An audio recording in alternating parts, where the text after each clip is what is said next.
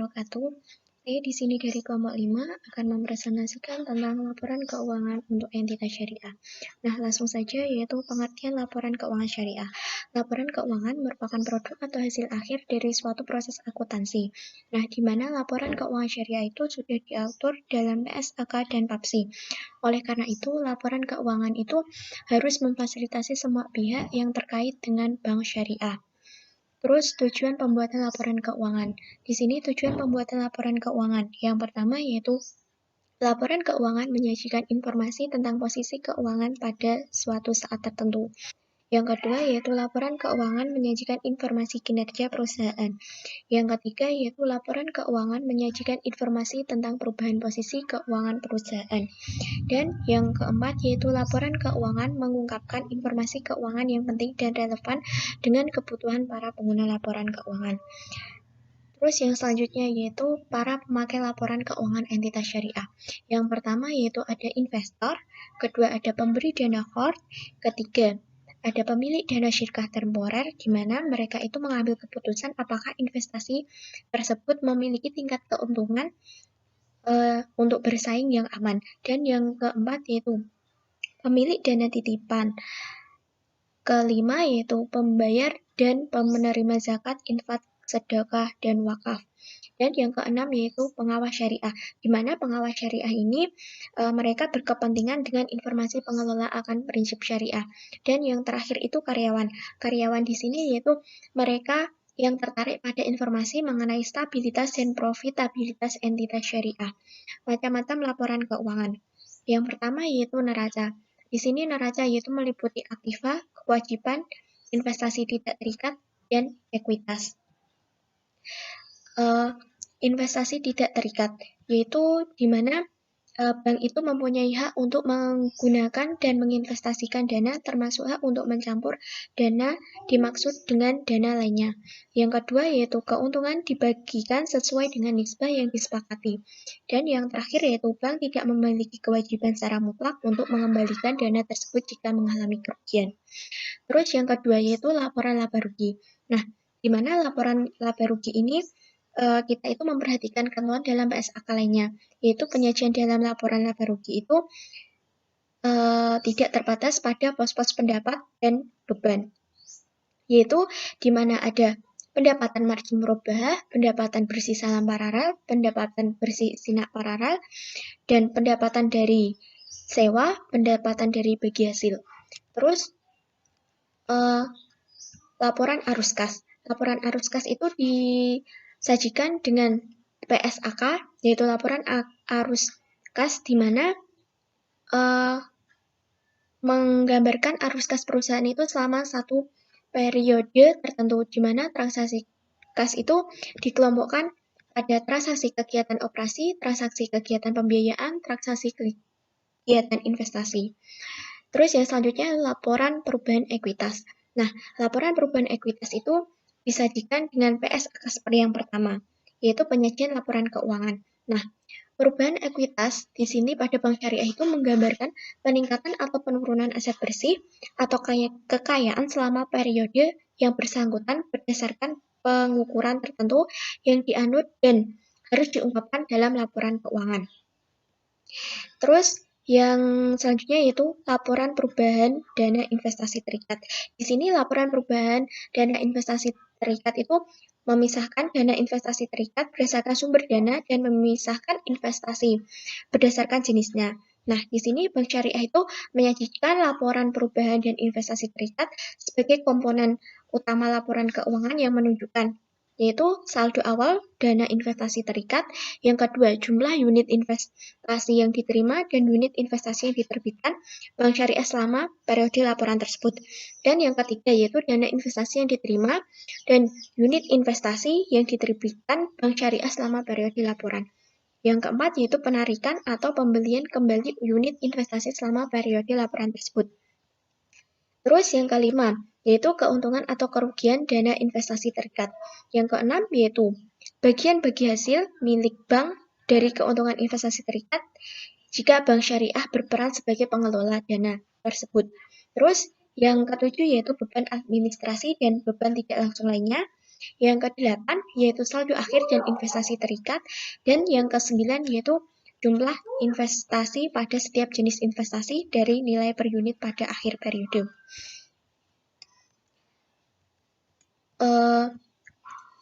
Di sini dalam hal bank bertindak itu sebagai manajer investasi dengan akad mudharabah muqayyadah, di mana bank itu mendapatkan keuntungan sebesar nisbah atas keuntungan investasi.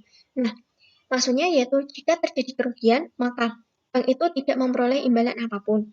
Dan apabila dalam investasi tersebut terdapat dana bank, maka bank itu menanggung kerugian sebesar bagian dana yang diikutsertakan. Baik teman-teman, di sini saya akan melanjutkan presentasinya, yaitu mengenai laporan sumber dan penggunaan dana zakat, infak, dan sedekah. Sebelumnya, kita harus mengetahui dulu apa sih pengertian dari zakat itu sendiri. Zakat adalah sebagian harta yang wajib dikeluarkan muzaki kepada mustahik ketika harta itu telah mencapai nisab dan haulnya, di mana bank di sini bertindak sebagai amil zakat. Laporan sumber dan penggunaan dana zakat merupakan laporan yang menunjukkan sumber dan penggunaan dana zakat oleh perbankan selama periode waktu tertentu serta saldo tertentu pula, di mana laporan ini memberikan informasi kepada orang-orang yang menggunakan laporan keuangan untuk mengevaluasi apakah kinerja perbankan dalam mengelola laporan keuangan tentang zakat, infak, dan sedekah itu sudah sesuai dengan syariah atau sudah sesuai dengan peraturan yang telah ditetapkan atau belum.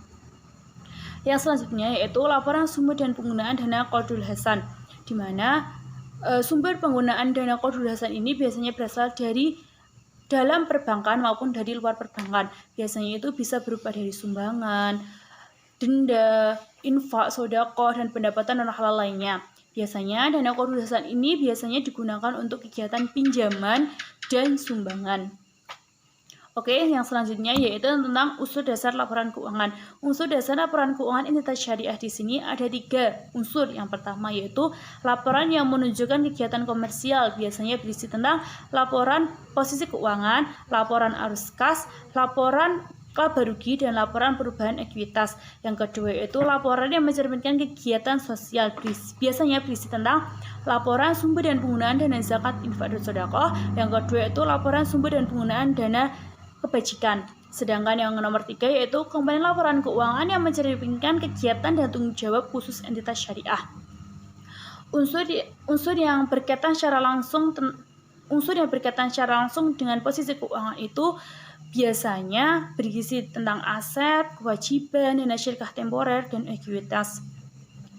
Yang selanjutnya yaitu catatan atas laporan keuangan, di mana catatan atas laporan keuangan ini biasanya berisi tentang informasi tentang dasar penyusunan laporan keuangan. Yang kedua yaitu informasi yang wajib ada dalam laporan keuangan yang disesuaikan dengan PSAK. Yang ketiga yaitu informasi tambahan yang tidak ada dalam laporan keuangan tetapi diperlukan dalam rangka penyajian secara wajar. Di sini saya sebagai presentator ketiga akan menjelaskan tentang sanksi yang diberikan apabila laporan keuangan itu tidak sesuai PSAK nomor 101 tahun 2014. Nah, sanksi-sanksi ini tuh ada 4. Yang pertama itu memberikan perintah tertulis pada perusahaan untuk memperbaiki dan menyajikan kembali laporan keuangan yang salah. Terus yang kedua ada mengenakan sanksi administratif berupa denda kepada perusahaan. Terus yang ketiga ada mengenakan sanksi administratif berupa denda kepada seluruh anggota direksi dan dewan komisaris yang menandatangani laporan tahunannya. Terus yang terakhir, apabila masih terdapat kesalahan memberikan surat pemerintah pengeluaran dari OJK. Selanjutnya saya akan menjelaskan tentang pengungkapan untuk setiap komponen laporan keuangan entitas syariah. Nah, yang pertama itu ada komponen neraca. Nah, di komponen neraca ini tuh ada pengungkapan pembiayaan mudharabah yang meliputi jumlah pembiayaan mudharabah kas dan non kas. Terus yang kedua ada kerugian atas penurunan nilai aktiva mudharabah apabila ada. Terus yang terakhir itu ada presentasi kepemilikan dana pada investasi tidak terikat yang signifikan berdasarkan kepemilikan perorangan dan atau badan hukum. Terus Kemudian pengungkapan pada transaksi pembiayaan musyarakah. Nah, Bank Syariah mengungkapkan dasar penentuan dan besar penyisihan kerugian pembiayaan musyarakah dan piutang ini tuh berasal dari penyelesaian akad musyarakah pada suatu periode. Terus kemudian pengungkapan pembiayaan pada transaksi murabahah. Nah, di sini tuh Bank Syariah mengungkapkan saldo transaksi murabahah berdasarkan sifatnya, baik berupa pesanan mengikat maupun tidak mengikat. Selanjutnya itu ada pengungkapan transaksi istisna. Nah, di sini tuh meliputi pendapatan dan keuntungan dari kontrak istisna selama periode berjalan. Terus kemudian tuh jumlah akumulasi biaya atas kontrak berjalan serta pendapatan dan keuntungan sampai dengan akhir periode berjalan. Nah, selanjutnya ada jumlah sisa kontrak yang belum selesai menurut spesifikasi dan syarat kontrak. Selanjutnya, klaim tambahan yang belum selesai dan semua denda yang bersifat kontingent sebagai akibat keterlambatan pengiriman barang. Kemudian ada pengungkapan transaksi ijarah dan ijarah muntahiyah bitamlik. Nah, di antaranya itu ada meliputi sumber dana yang digunakan dalam pembiayaan ijarah, terus jumlah piutang cicilan ijarah yang akan jatuh tempo hingga 2 tahun terakhir, terus jumlah objek sewa berdasarkan jenis transaksi. Nah, di sini tuh transaksinya tuh ijarah dan ijarah muntahiyah bitamlik, jenis aktiva dan akumulasi penyusutannya apabila Bank Syariah sebagai pemilik objek sewa. Terus pengungkapan transaksi wadiah. Nah, di sini tuh meliputi jumlah dana atau barang yang mengikuti prinsip wadiah yat amanah dan jumlah dana wadiah yang diblokir sebagai jaminan pembiayaan atau transaksi perbankan lainnya. Nah, yang terakhir itu pengungkapan dalam transaksi wakalah. Di sini tuh Bank Syariah tuh mengungkapkan transaksi wakalah yang belum diselesaikan berdasarkan jenis dan jumlahnya. Dan yang komponen yang kedua itu ada komponen laporan laba rugi. Nah, di sini tuh mengungkapkan yang pertama itu ada pendapatan dan keuntungan investasi, terus ada beban dan kerugian investasi, terus ada laba atau rugi investasi, terus ada bagian para pemilik dana investasi tidak terikat pada pendapatan dari investasi sebelum pengelolaan dana, terus ada bagian bank pada pendapatan atau kerugian investasi, dan yang terakhir itu ada bagian pada pendapatan dana investasi tidak terikat sebagai pengelola dana. Nah, selanjutnya yang komponen ketiga ini ada laporan perubahan dana investasi terikat. Nah, di antaranya itu ada periode yang dicakup oleh laporan perubahan dana investasi terikat, terus ada secara terpisah saldo awal, keuntungan atau kerugian, dan saldo akhir dana investasi terikat yang berasal dari revaluasi dana investasi tidak terikat. Terus sifat dari hubungan antara bank dan para pemilik dana investasi terikat, baik sebagai pengelola dana maupun sebagai agen investasi. Dan yang terakhir itu ada hak dan kewajiban yang dikaitkan dengan masing-masing jenis dana investasi terikat atau unit investasi. Selanjutnya komponen yang keempat itu ada laporan sumber dan penggunaan dana zakat, infak, dan sedekah atau bisa disebut ZIS. Itu meliputi yang pertama ada periode yang dicakup oleh laporan sumber dan penggunaan dana zakat, infak, dan sedekah.